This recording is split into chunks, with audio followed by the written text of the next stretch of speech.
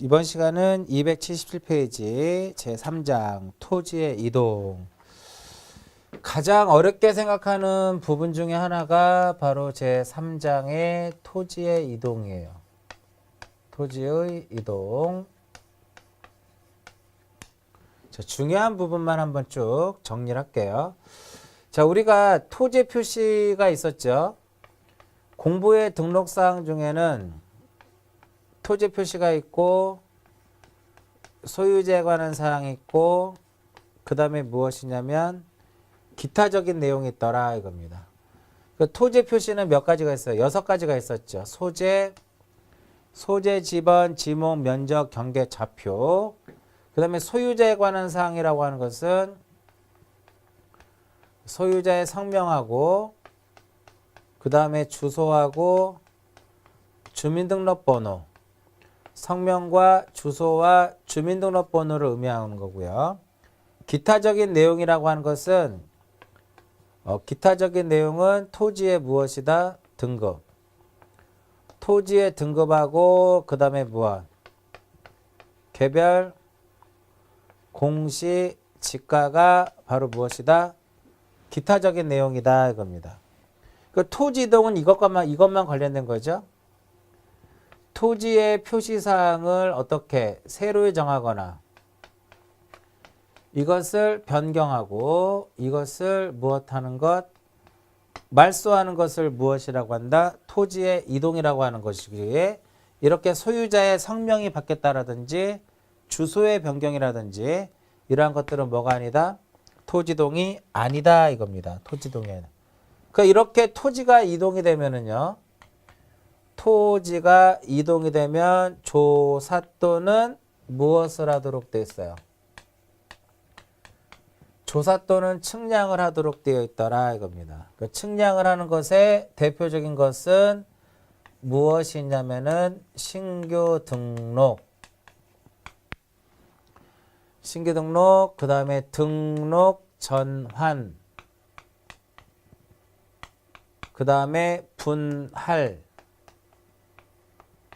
그 다음에 조사의 대표적인 것이 무엇이냐면은 합병,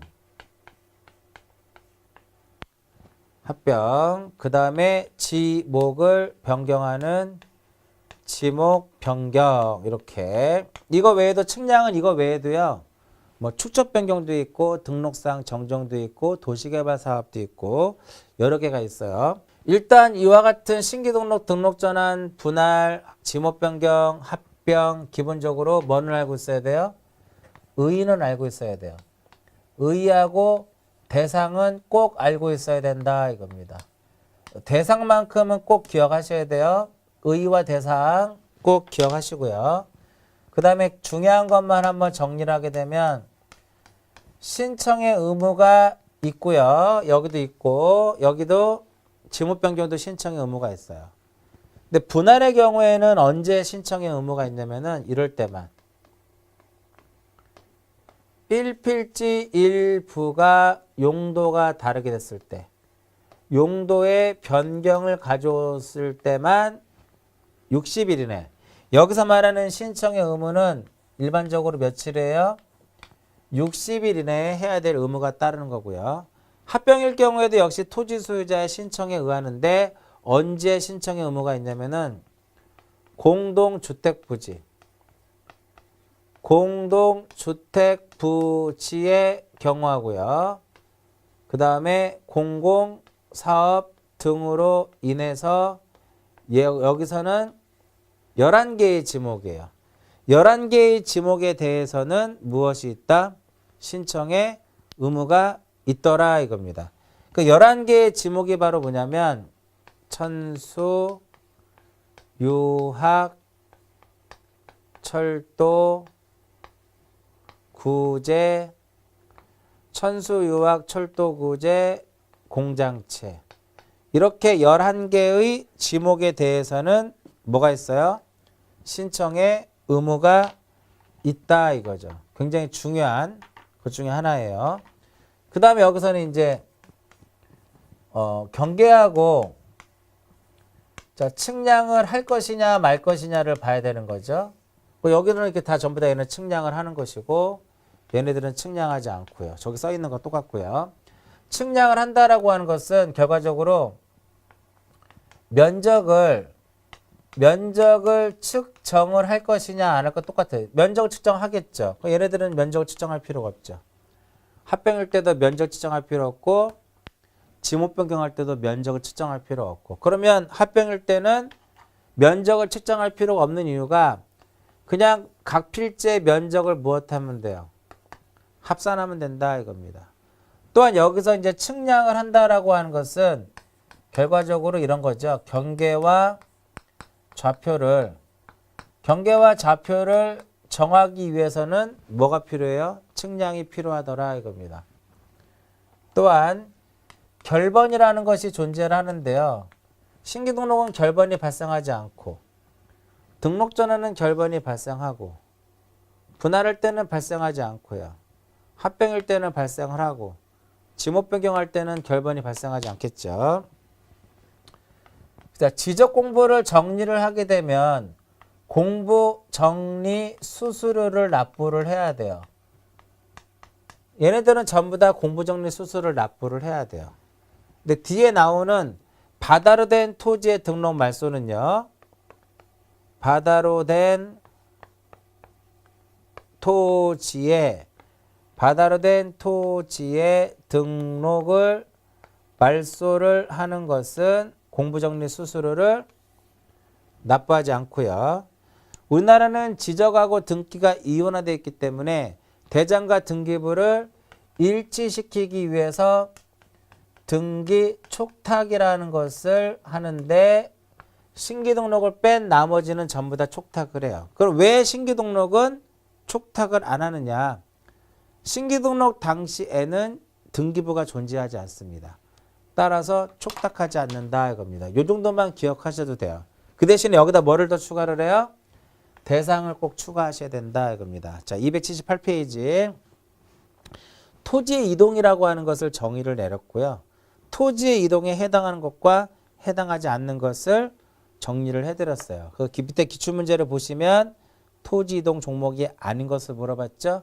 소유자를 정리하는 것은 뭐가 아니에요? 소유자가 바뀌는 것은 토지 이동이 아니더라 이겁니다. 279페이지 신규등록. 신규등록의 의의는 뭐다? 새롭게 조성된 토지라든지 등록이 누락된 토지를 처음에 공부에 등록하는 것을 무엇이라 한다? 신규등록이라고 하는데 얘는 선등록 후등기의 원칙을 취하고 있기 때문에 여기서 마찬가지로 촉탁이라는 것을 하지 않아요. 왜? 신규등록 당시에는 등기부가 없으니까. 그죠? 그 다음에 오른쪽에 대상에 보시면 새로이 조성된 토지라고 하는 것은 무엇을 의미해요? 공유수면을 매립한 것들. 그 다음에 미등록 도서지역, 방조제를 건설한 경우 이러한 것들이 대상이에요. 첨부서면은요. 소유자임을 증명하는 서면을 첨부를 해야 돼요. 그게 바로 준공인가필증을 뭐로 바꿔요? 준공검사 확인증. 준공검사 확인증으로 바꾸고요. 이제 명칭이 좀 바뀌었죠. 그 다음에 3번도 중요합니다. 도시지역 안에 토지를 지방자치단체 명의로 등록했을 때는 기획재정부 장관이에요. 수정하시고요. 재정경제부 장관이 아니라 기획재정부 장관과 협의한 문서의 사본을 제출하도록 되어 있더라 이겁니다. 그 다음에 성과도 우리가 측량을 하더라도 측량 성과도는 신규등록, 등록전환, 분할 똑같이 측량을 실시를 하더라도 측량 성과도는 제출하지 않아요. 그리고 신규등록 당시에는 등기부가 없잖아요. 등기부가 없기 때문에 등기상 증명서도 제출하지 않더라 이겁니다. 그 다음에 우리가 첨부서면을 제출해야 되거든요. 첨부서면을 지적소관청에 제출해야 되는데 이 첨부서면을 지적소관청이 관리를 하고 있을 때는 제출하지 않아도 돼요. 자, 기출문제 보시면 신규등록에 대한 설명이 다 틀린 것은 해가지고요. 1번은 정의를 설명해 놨고 2번은 60일 이내 하라고 써 있고요. 3번은 뭐가 틀렸어요? 등기 쪽닥하지 않잖아. 신규 등록은. 왜? 등기부가 없으니까. 정답은 3번이다 이겁니다. 5번 질문도 기억하셔야 돼요. 신규 등록 신청 시 첨부해야 하는 서류를 누가 지적소관청이 관리를 하는 경우에는 지적소관청의 확인으로서 이를 가름한다 이겁니다.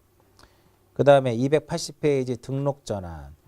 자, 등록전환이라고 하는 것은 뭐예요? 새로이 조성된 토지라든지 등록이 누락된 토지를 지적공부에 등록하는 것을 무엇이라 한다? 등록전환인데 이 등록전환 대상을 두 가지로 보셔야 돼요.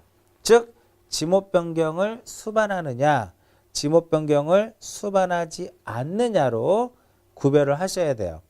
그러니까 지목변경을 수반하는 경우는 뭐 토지의 형지변경이라든지 건축물의 사용 승인이 있었을 경우에는 그 지목변경을 수반하는 등록전환이 이루어지고요. 대부분의 토지가 등록전환이 되어 나머지 토지를 임야도에서 계속 존치하는 것이 불합리한 경우라든지 뭐 도시계획선에 따라서 토지를 분할하는 경우는 등록전환을 해야 되지만 지목변경을 수반하지 않는다라는 것. 그래서 등록전환에서 가장 핵심은 대상이에요. 지목변경을 수반하느냐 지목변경을 수반하지 않느냐. 굉장히 중요한 부분이니까 잘 기억을 하시고요. 그 다음에 281페이지 분할. 분할도 마찬가지고요. 분할 대상은요. 이 분할 대상은 두 개로 이제 기억하셔야 돼요. 무엇과 무엇으로 구분을 해야 되냐면은 분할 대상은 신청의 의무가 있느냐 없느냐. 여기 의무 있는 거 써 있잖아.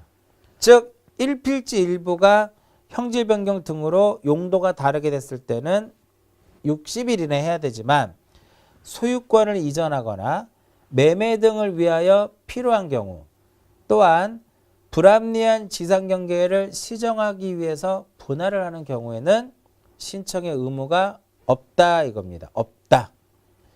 자, 280페이지 문제 한번 볼게요. 등록전환에 대한 설명이다. 잘못된 것은 1번. 자, 등록전환에서는 이제 면적도 되게 중요한데요.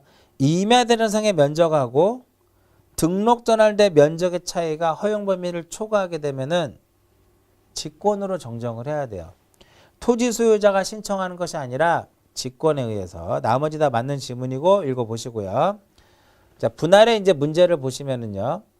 틀린 것은 기출문제 20회 때 나왔던 문제인데 토지의 이용상 불합리한 지상경계를 시정할 때도 분할을 신청할 수가 있어요. 이 경우에는 의무가 없다라는 거. 2번 1필지 일부가 용도가 다르게 됐을 때 이럴 때는 60일 이내에 해야 되고요. 3번 토지를 분할하는 경우에 만약에 분할되는 필지에 1이 있고 이렇게 여기에 만약에 뭐가 있다? 주거, 사무실 등의 건축물이 존재할 때는 분할 전 지번을 우선적으로 부여를 하고요. 도로가 분할을 하는데 이렇게 이 토지를 분할을 하는데 건물에 걸리면 안 해주죠. 다만 판공, 도로, 판공. 여기서 공에 뭐가 들어가요? 도로가 들어가죠. 또 도로를 개설하기 위해서 분할을 하는데 건물에 걸리면 예외적으로 분할을 해준다 이겁니다. 4번이 정답이죠. 그 다음에 합병. 합병에서는 가장 중요한 게 이겁니다. 합병을 해야 되는데 신청의 의무가 있는 경우를 찾는 거. 즉 공동주택부지하고요. 공공사업 등으로 인해서 11개의 지목으로 되는 경우에는 며칠 이내에 해야 된다? 60일 이내에 합병을 신청을 해야 된다는 오른쪽에 보면 나와 있죠. 60일 이내에 해야 된다는 거. 하지 않아도 뭐 특별하게 뭐 과태료는 부과되지 않습니다. 과거에는 우리가 토지이동 신청을 게을리하게 되면 과태료가 부과됐는데 지금은 과태료가 부과되지 않고요.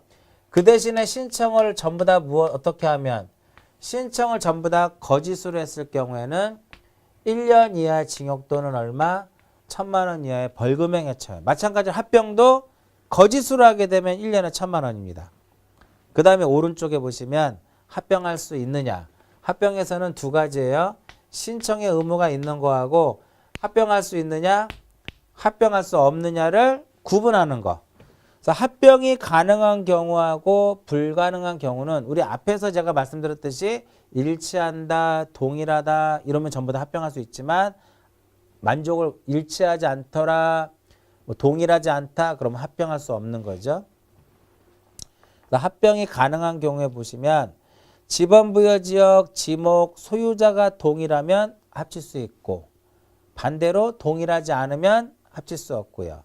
집안이 연속되면 합병할 수 있지만 연속되지 않으면 못 합치고 축척이 동일하면 합칠 수 있지만 동일하지 못하면 안 되고 여부가 일치하면 합칠 수 있지만 등기 여부가 일치하지 않으면 합칠 수가 없다 이겁니다.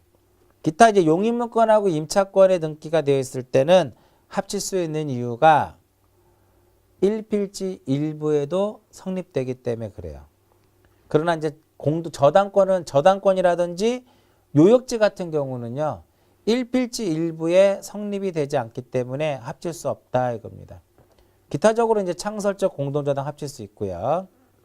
또 기출문제를 보시면 합병할 수 없는 경우이다. 틀린 것은 결과적으로 합병할 수 있는 것을 찾으라 이거야. 동일하다. 그런 거 찾으면 돼요. 3번 빼고 3번 빼고 3번은 같다라고 써 있죠. 나머지는 전부 다 다르다. 연속되지 않았다. 축척이 다르다. 등기 여부가 다르다. 이렇게 써 있잖아. 정답은 3번이에요. 그 다음에 지목 변경. 자, 지목 변경은 신청의 의무가 있다라는 거 정도만 기억하시면 돼요. 그 다음에 다음 페이지 보시면 지목 변경도 뭐가 중요해요? 그 대상이 되게 중요합니다. 지목 변경 대상 3가지가 써 있죠. 국토의 계획 및 이용에 관한 법률에 의해서 토지의 형질 변경 등의 공사가 준공된 경우, 토지 또는 건축물의 용도가 다르게 된 경우, 3번째로 도시개발 사업 등의 원활한 사업 추진을 위하여 준공 전에 합병을 신청하는 경우, 이 3가지가 지목 변경 무엇이다? 대상이더라 이겁니다. 신규 등록부터 지목 변경까지 가장 중요한 부분만 제가 체크를 해드렸어요. 잘 보시고요. 그 다음에 바다로 된 토지의 등록 말소 이 부분 정리할게요.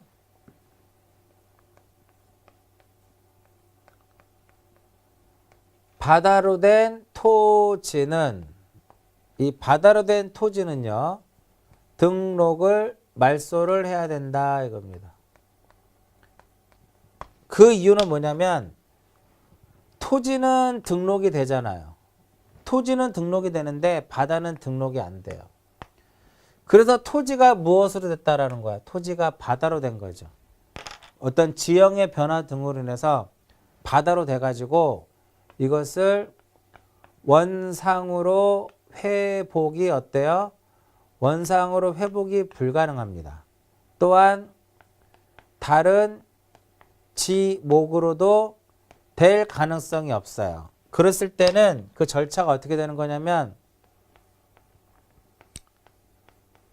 지적소관청은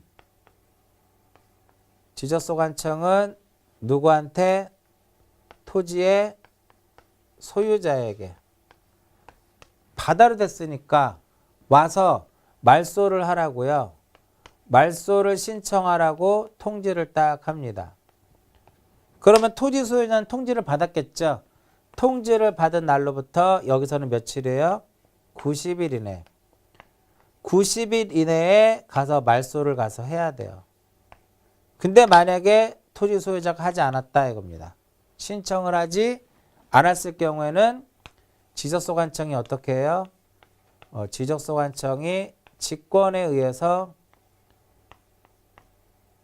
말소를 합니다. 직권에 의해서 말소를 하도록 되어 있고요. 만약에 직권으로 말소를 하게 되면요. 그 사실을 토지 소유자에게 통지하도록 되어 있어요. 근데 이때는 토지 소유자에게만 통지하는 것이 아니라 공유수면 관리청에도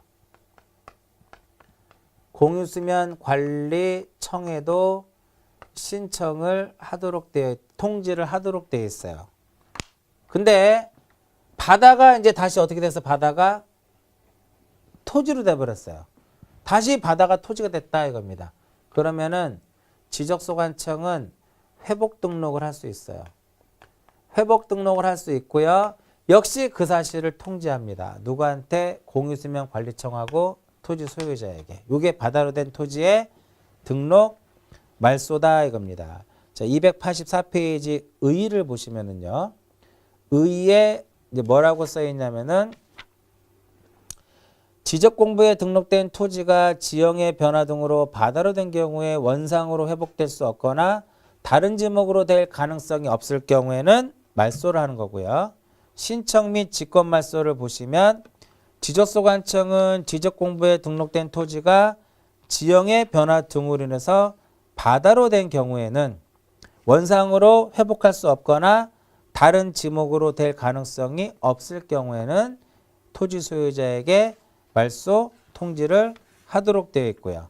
이때 통지를 받으면 며칠 이내에 90일 이내, 90일 이내에 말소를 해야 된다 이겁니다. 만약 이를 하지 않으면 어떻게 해요? 직권으로 말소를 하고요. 회복 등록에 보시면은요. 원래 바다가 다시 토지가 됐다 이겁니다. 그러면 소관청은 무엇해요? 회복 등록을 하더라 이겁니다. 마지막으로 통지해 보시면 지적공부의 등록사항을 말소 또는 회복했을 때는 그 결과를 누구에게? 토지 소유자에게 또는 공유수면 관리청에게 통지를 해야 된다 이겁니다. 그 밑에는 이제 축적 변경에 대한 내용이니까 안 보셔도 그 지문은 편집이 잘못된 거니까 보지 않으셔도 되고요. 여기까지가 바로 뭐예요? 바다로 된 토지의 등록 말소가 된다 이겁니다. 오늘은 이제 여기까지만 정리를 이제 하도록 하고요. 다음 시간에는 이제 축적 변경과 관련된 내용부터 해서 지적에 대한 내용들을 전체적으로 다시 한번 정리를 하도록 하고요. 오늘은 여기까지 하고 마치도록 하겠습니다.